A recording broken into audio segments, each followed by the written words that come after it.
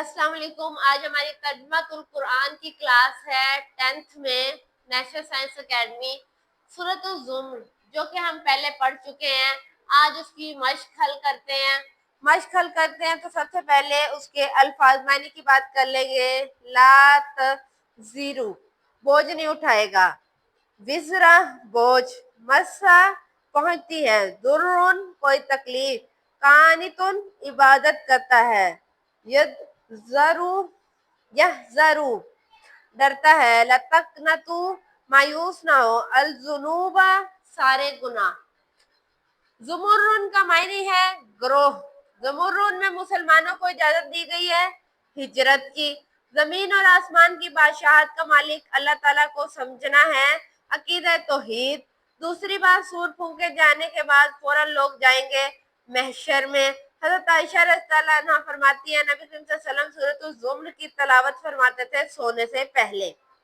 जवाब मुख्तसर, सूरतुल ज़ुम्र में बयान करदा तौहीद के दो दलाइल तहरीर करें। जी, पेज नंबर 187।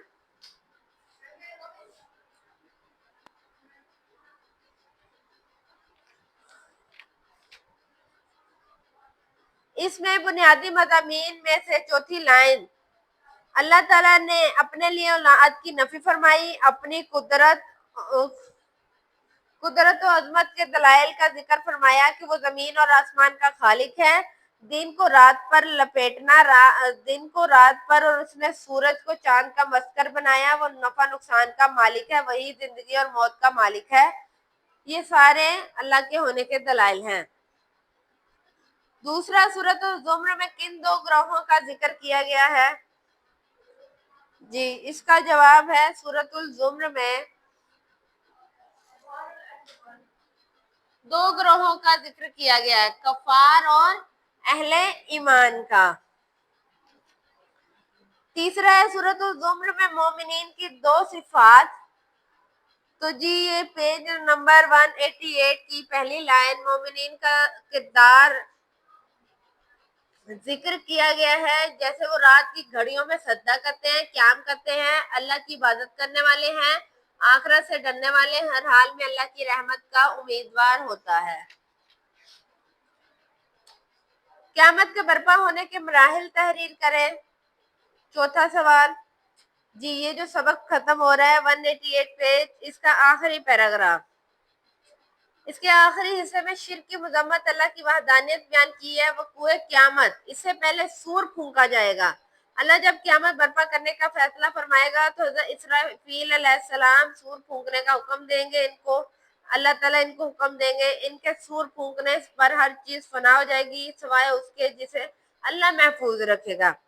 फिर दोबारा सूर फूंका जाएगा तो तमाम लोग उठ खड़े होंगे। लोग अपनी अपनी जगह से निकलकर मैदान हश्र में जमा होंगे। अल्लाह की अदालत लगेगी, लोगों में नामा अमाल तकसीम होगा और इनके अमाल का पूरा पूरा बदला दिया जाएगा। आखिरी आयत में जन्नतों के जन्नती और जहन्नमियों के जहन्नुम में जाने का जिक्र है। सूरत ज़ुम्र की फजीलत में कोई एक हदीस का तर्जुमा लिखें। जी, तारुफ की आखिरी लाइन में इसकी फजीलत के वाली सूरत है। हजरत आयशा रज़ियल्लाहु अन्हा फरमाती है, नबी करीम सल्लल्लाहु अलैहि वसल्लम उस वक्त तक नहीं सोते थे जब तक सूरतुल बनी इसराइल और सूरतुल ज़ुम्र की तलावत नहीं फरमा लेते थे। ये हमारा चैप्टर मुकम्मल हो गया। इसके बाद कुछ आयात हैं, इसका अगर तर्जुमा देख लें तो वाइजा से लेकर ये जितनी भी आयात हैं ये सारी आएंगी। आयात नंबर 8 जो कि सबक के अंदर है, उसका तर्जुमा है, और जब इंसान को कोई तकलीफ पहुंची तो वो अपने रब को पुकारता है, उसी की तरफ रजू करते हैं। फिर जब वो उसे अपनी तरफ से कोई नेमत अता फरमाता है तो वो उस तकलीफ को भूल जाता है जिसके लिए अल्लाह को पुकार रहा था, और अल्लाह के लिए कई शरीक बना लेता है ताकि इसके रास्तों से गुमराह करे। आप फरमा दीजिए, तुम अपने कुफ्र से थोड़ा सा फायदा उठा लो, बेशक तुम जहन्नम वालों में से हो। ये पहली आयत का तर्जुमा है। दूसरी आयत नंबर 11, 12 और 13 है।